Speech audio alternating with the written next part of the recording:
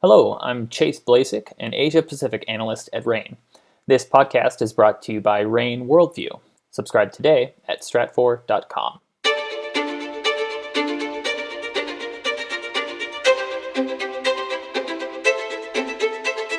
Welcome to RANE's Essential Geopolitics podcast. I'm Emily Donahue. Thanks for listening. As 2022 enters its second quarter, a lot of nations have begun a new phase of managing COVID-19. But approaches vary from the coordinated mask mandates and lockdown measures earlier in the pandemic.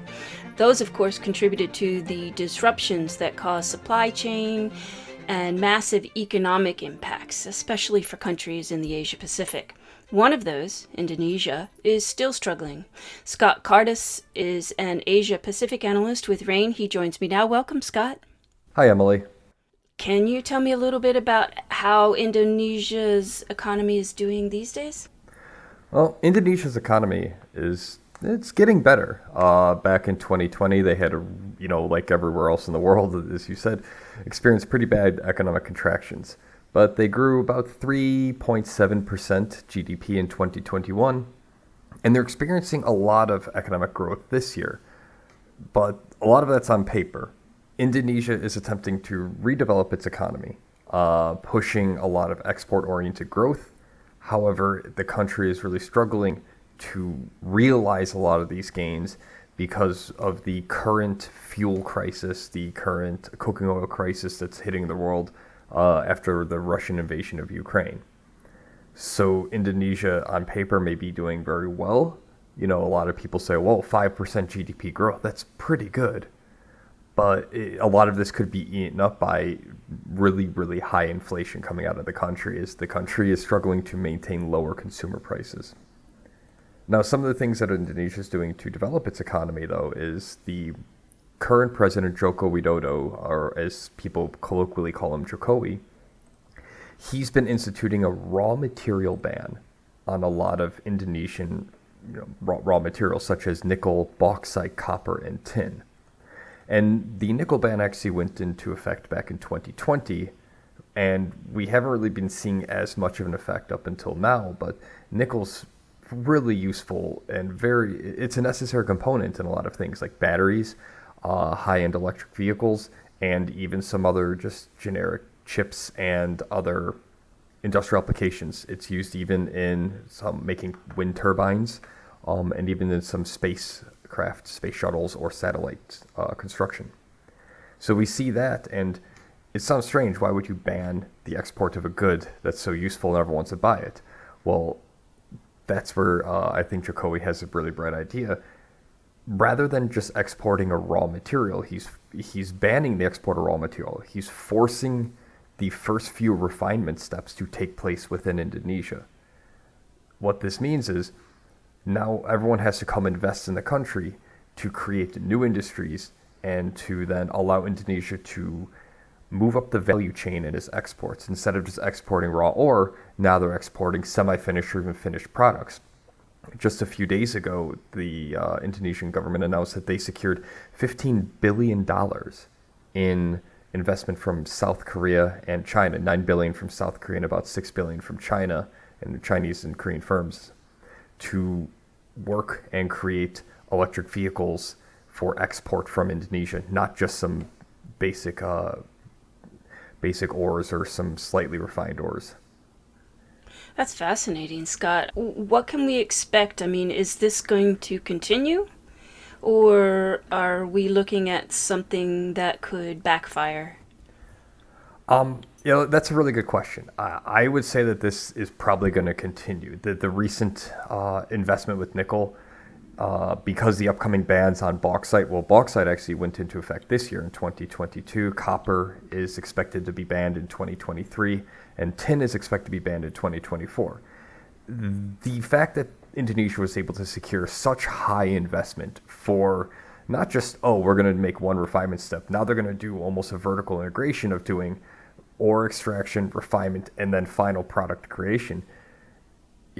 This is showing that, this policy, this idea might have a lot more support now, and it might prove to be far more popular. So I think we're going to see these going forward.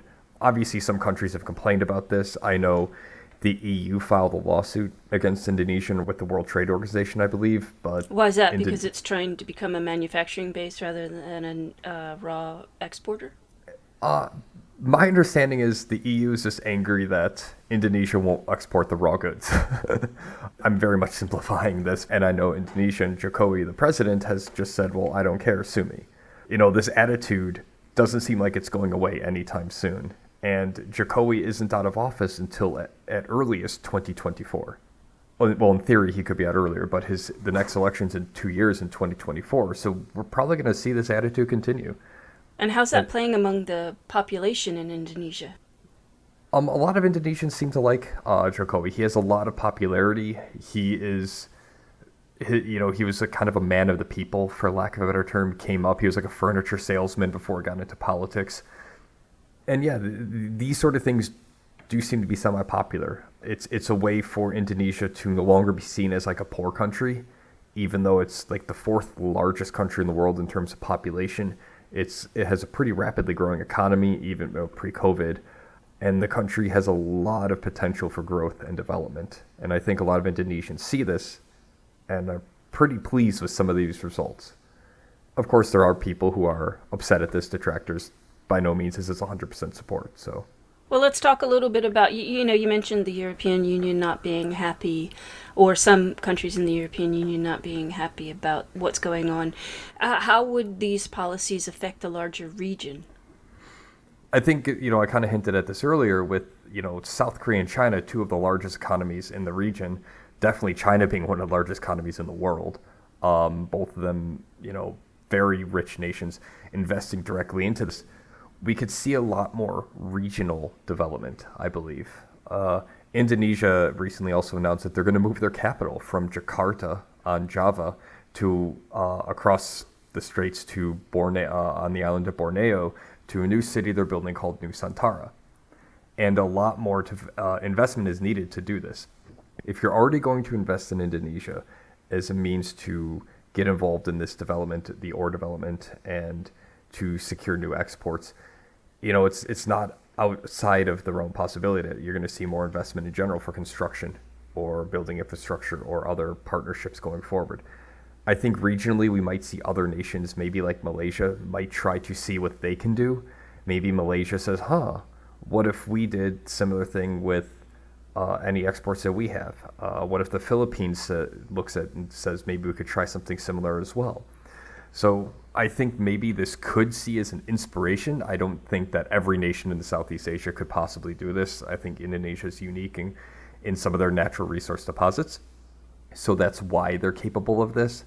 But I think going forward, we're going to see a lot more investment from Asia into Southeast Asia, not necessarily just Western or European or American investment, which is typically seen as where you want to go. Scott Cardis is an Asia-Pacific analyst with RANE. Thank you, Scott.